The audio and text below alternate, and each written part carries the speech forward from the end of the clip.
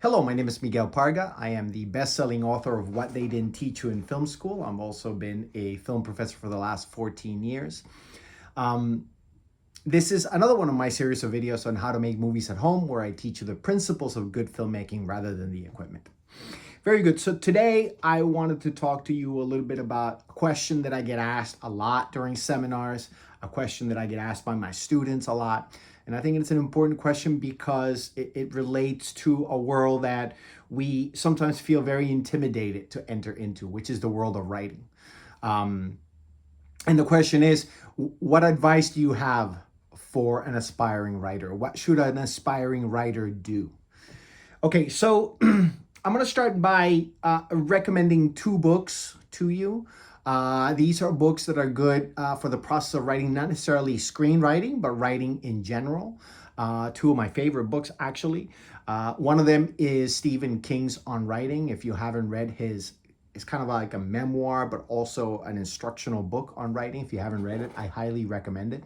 And one of the things that Stephen King talks about in this book is the idea of a writer needs to, one, read a lot, and two, write a lot. So I sometimes during seminars answer that question by saying, what advice do I have for writers? Well, the advice that I have is read a lot and write a lot. This is in particular important for screenwriters because a screenplay is not something that is as easy to read as you would say a novel or a short story. Remember that a screenplay is not a finished work. A screenplay is a blueprint for something else. So reading it, you also, at the same time as you're reading it and absorbing the story, you're also decoding what's on the screenplay, right? It doesn't read like a story.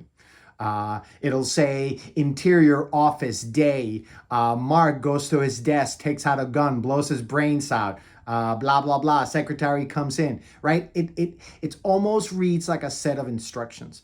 And the best writers are able to elevate this set of instructions, this blueprint, into an art form. And sometimes when you read a fantastic screenplay, you realize, oh my God, this person is not only taking this medium, which is kind of working against the reader getting lost in the story and elevating it to something else, to something that is beautiful and artistic.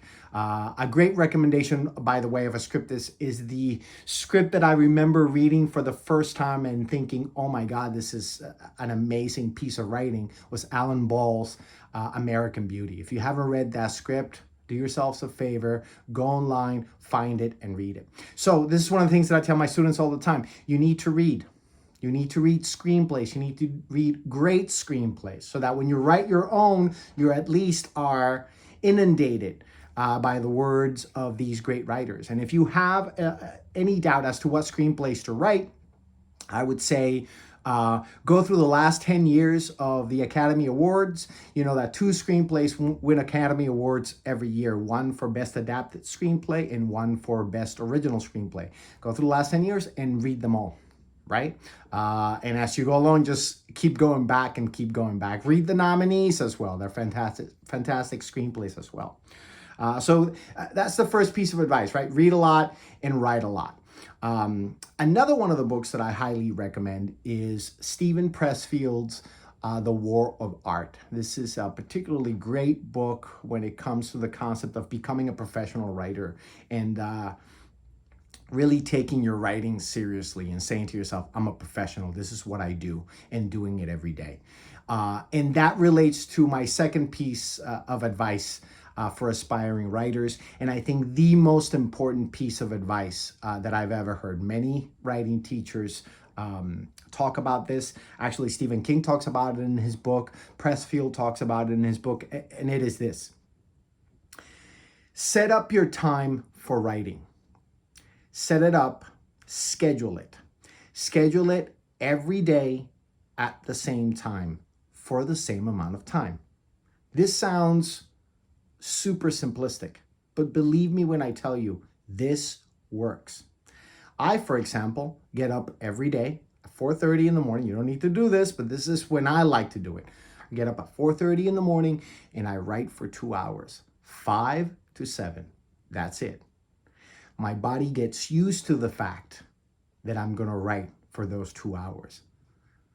My brain is prepared for those 2 hours to immerse myself in that world, whatever world it is that I'm writing about. Okay? You have to do it every day at the same time. Okay? At the same time. You cannot wait for inspiration to strike. You cannot do it one day, you do it in the morning, another day you do it at night. It doesn't matter, right? If you're a night owl, write at night. Just make sure you do it every day at the same time for the same amount of time. And what happens is that your body gets prepped for that moment and magic starts to happen. Suddenly, you're inside of the world of the story. This is something that's not going to happen if you do the writing randomly. You have to get used to hitting that time and doing your work during that time. Write every day at the same time for the same amount of time.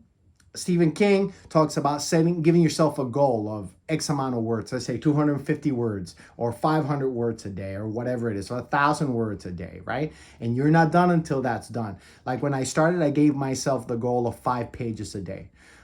Today, I write 10 pages a day, whether I'm writing fresh copy or whether I'm correcting copy that's already written. And believe me when I tell you, when you do 10 pages of it every day, it adds up. But that's not the main benefit of it. The main benefit of it is that somehow you get into the world of the story. Your brain, your body, your soul understands that that's the time to give yourself up to this story, and magic will happen in your writing. Believe me when I tell you. Here's the odd thing about that piece of advice.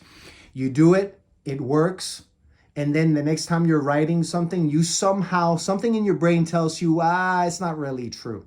I'm going to forget about it. And you stop doing the same thing and it stops working and you don't write as well when you start writing in other ways. And then suddenly you realize halfway through the other project that I got to go back. I got to go back to doing what I know works.